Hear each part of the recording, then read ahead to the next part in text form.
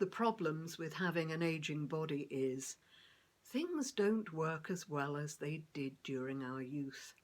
When it comes to our eyes, we notice this in the increasingly strong prescriptions we might get from our opticians, but it's there in other ways too. Sometimes we can misread text, or we might need noticeably longer to work out exactly what it is that we're looking at. Sometimes we can't even see things that are in front of us unless there's enough light on the subject.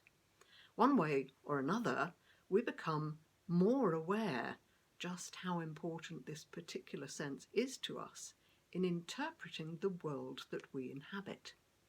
Not everyone, of course, has equally good eyesight, even from the start of life.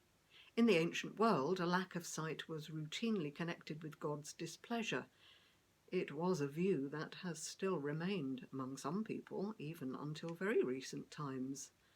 After all, is compromised vision not among the very worst of physical problems? Were people with this impairment not hugely disadvantaged? When Jesus meets a man who's been blind since birth, he is adamant that there's no connection at all with any wrongdoing. This statement probably surprised his friends, but not as greatly as what he did next. What an astonishing day that was. I was just sitting there, one of my usual pictures on the corner, and I heard a bunch of people coming towards Main Street. I couldn't tell you how many exactly, maybe a dozen. My other senses were sharper, of course. Didn't always save me. I'd smelled the donkey droppings just before I stood in them. Ah, the sound of sandals, I was promising, so I grabbed my bowl. It was quiet. Sabbath. Meagre pickings felt around. 2 small coins, one felt foreign. And a stone. You'd be amazed how many miserable so-and-sos. I could hear this lot talking though. Someone asked whether blindness is punishment for the parents or a blind person's sins. Oh, same old prejudice. I didn't catch all of his reply, but I did get neither. And then God's works and being the light of the world. Calm sounding voice, Galilean accent.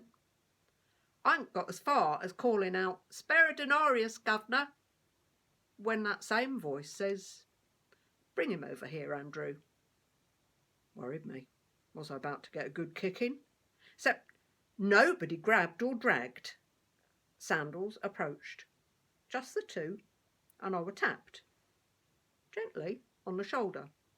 And a voice says, "Won't you come and see Jesus, friend?" See? I wish I could, mate, even if I don't know who you mean. Wasn't sure what my face were doing. Didn't even know what I looked like then. But obviously they must have clocked I was blind when they were talking, weren't they? Bloke tries to help me up. I shook him off, but he still guides me across the street into the shade. Cooler.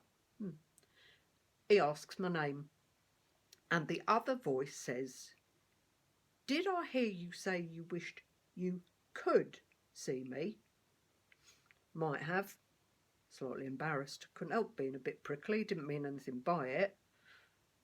"Well," he says, "I think that can be arranged." What can?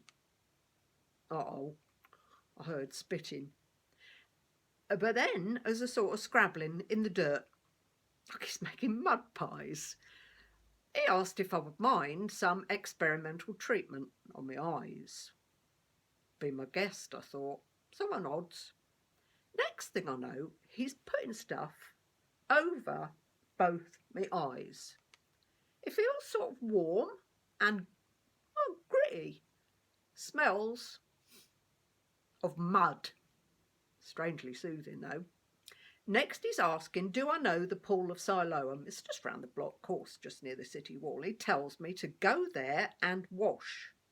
Someone offers to take me, but I could find it in my sleep, night or day.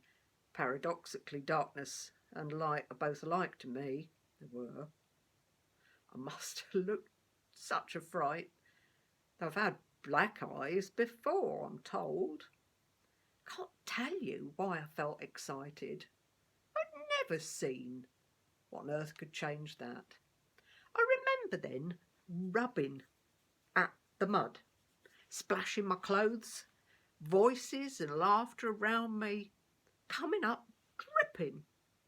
And as I used my headcloth for a towel, suddenly, light, I supposed. Where there'd only been a world without form or void, people were gathering round. My hands hovered, still above the water. My echo soundings were gathering flesh. Suddenly feeling dizzy, I fell over. "You all right, mate?" this bloke says. "You look like you've seen a ghost." Seen? The questioner bends down. A face. As he helped me up, I touched my own. And then, leaning over the edge of the pool, there was reflected a man. What was that great lump between his eyes? I felt it. Oh, my nose! Wow! Oh, it all got a bit crazy after that. Sensory overload. I touched things, naming each silently in my head. But then someone grabbed me, shouting, "Here he is!" And they dragged me off somewhere. I had to keep shutting my eyes. It wasn't just the light. I needed to keep listening. And then, look who's talking.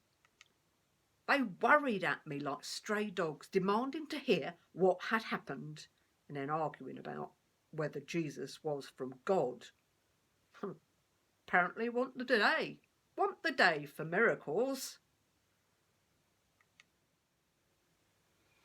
St. John's Jesus had just been telling his friends that he was the light of the world, when a practical demonstration opportunity presented itself to him. He aimed to bring light, quite literally, to a man who has existed in darkness all his days. This was obviously a tall order. The man, still clutching his begging bowl, has never been able to see. He simply didn't have the essential equipment on board. Without standing on ceremony then, Jesus rustles up a gift that had been considered completely out of the question. Beyond their own mean limitations, will these people discern a divine hand once again, using the dust of the earth to make this physically challenged son of Adam complete? Pride is the instrument which allows us to promote ourselves, to presume to decide what God can or cannot do. When Jesus opts for making his actions speak louder than his words, he challenges those who particularly pride themselves on their superior religious understanding to look who's talking.